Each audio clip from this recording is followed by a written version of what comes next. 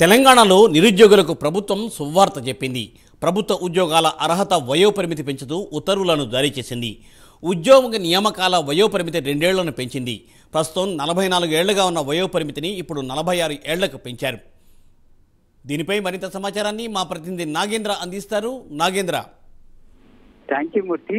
తెలంగాణ రాష్ట్రంలో చాలా మంది నిరుద్యోగులు తమకి వయోపరిమితి ముగిసింది, ఇప్పటి వరకు కూడా తెలంగాణ రాష్ట్రంలో సరైనటువంటి టైంలో నోటిఫికేషన్లు, ఉద్యోగాలకు సంబంధించినటువంటి నోటిఫికేషన్లు రావడం కానీ పరీక్షలు నిర్వహించినటువంటి పరిస్థితి లేకపోవడంతో మా వయోపరిమితి ముగిసింది అంటూ కూడా చాలా మంది నిరుద్యోగులు ఆవేదన వ్యక్తం చేస్తున్నటువంటి నేపథ్యంలో తాజాగా తెలంగాణ ప్రభుత్వం ఉన్నటువంటి నిర్ణయం పట్ల నిరుద్యోగులంతా కూడా తమ ఆనందాన్ని వ్యక్తం చేస్తున్నారు.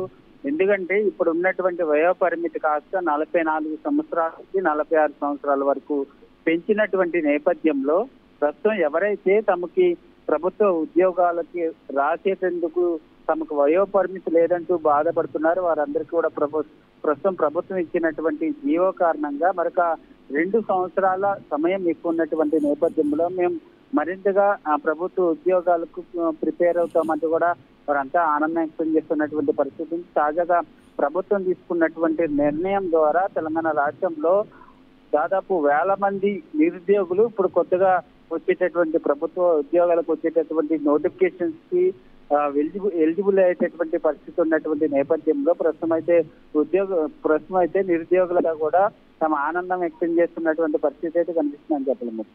Thank you Nagendra. Thanks for the updates.